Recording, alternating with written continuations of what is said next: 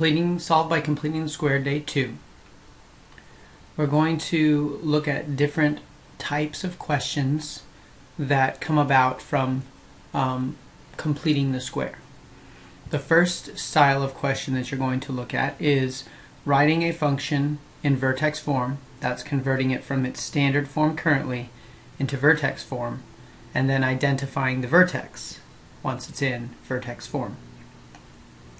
With this, you're going to note that there is an f of x variable, so we are going to simply use balancing on the same side of the equation to determine our completed square.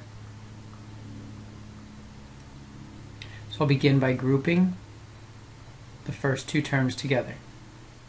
Please recall that the coefficient of a must be 1, therefore I will factor out a 2. Rather than rewriting the f of x variable, I'll write the equal sign. 2 times x squared minus 7x. Now I'll continue by adding the b over 2 squared term to this group. Remember, to balance the equation, we have to add or subtract that same value to a different part of the equation. 7 over 2 squared. Please note that what you're doing also is you are creating the proper weight of the value of that square. So remember, we distributed or we factored out the value of 2, which means that everything inside of this group has to be multiplied by 2, which means that in order to have a properly balanced equation, this must be in front just like that. Again, it's that idea that I'm balancing a scale with one box on one side that is of regular size and another box on the other side which is of a slightly larger size, or twice as big. If I were to leave the 2 off of this, that is where this effect would come in, and you'll notice this is not balanced. So you must create that balance by having the same weight of the value that you placed or you used to balance the equation. Alright, with that in mind, we'll continue on. That's going to be 2 times x minus 7 over 2 quantity squared plus 41 over 2 minus 2 times 49 over 4. That entire value simplifies to negative 4. So we get 2 times x minus 7 over 2 squared minus 4. We've written our function in vertex form. Now we're ready to find the vertex. Remember, that's a x minus h quantity squared plus k, where the vertex is h, k. That means that our vertex is located at 7 over 2 and negative 4.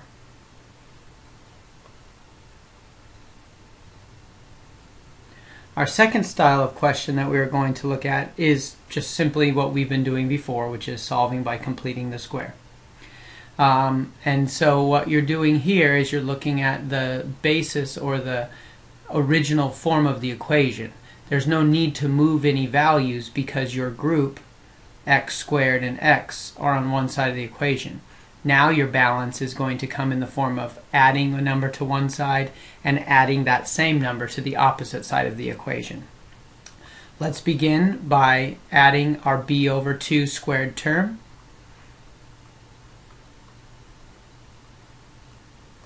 And we'll add that same value to the other side as well.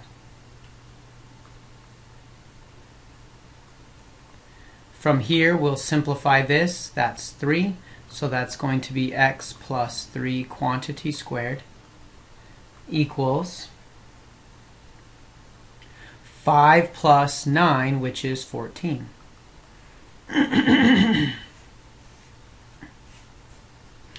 Now, in order to solve this equation, we've got to get x by itself, so we'll be taking the square root of both sides, and we get x plus 3 equals plus or minus the square root of 14. The two factors of 14 are 7 and 2, so 14 will not simplify any further. So I'll be subtracting 3 to both sides of the equation, and I get x equals negative 3 plus or minus the square root of 14. That is the solution to this problem.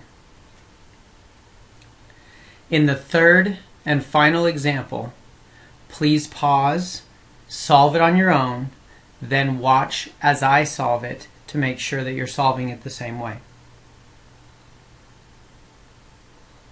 Alright, so the first thing I'm going to do is add 12x to both sides of the equation. Just like before, I can leave the 4 alone because all I need is my group of x and x squared terms on the left side.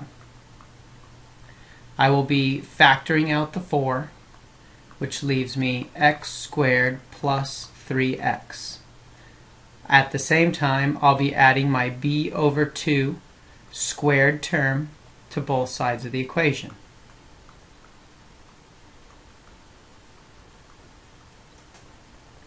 I'll simplify this down to 4 times x plus 3 over 2 quantity squared. I'll simplify the left side of the equation, the right side of the equation to 13 over 4.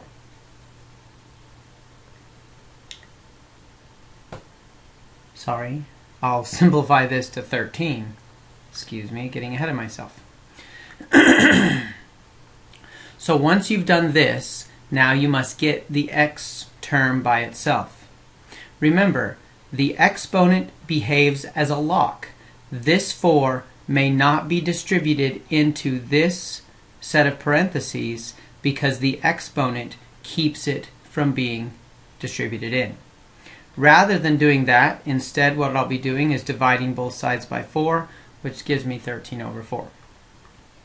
X plus 3 over 2 squared equals 13 over 4. Square root both sides, and I get x plus 3 over 2 equals the square root of 13 divided by 2. Remember, I can do the square root of 13 divided by the square root of 4, and that's how I get this to simplify. Next, I'll be subtracting 3 over 2 to both sides of the equation. Remember, there are 2 here, a plus and a minus, excuse me. And it's going to be x equals negative 3 over 2 plus or minus the square root of 13 over 2.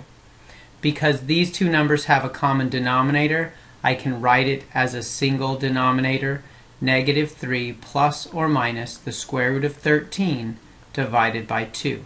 Final answer.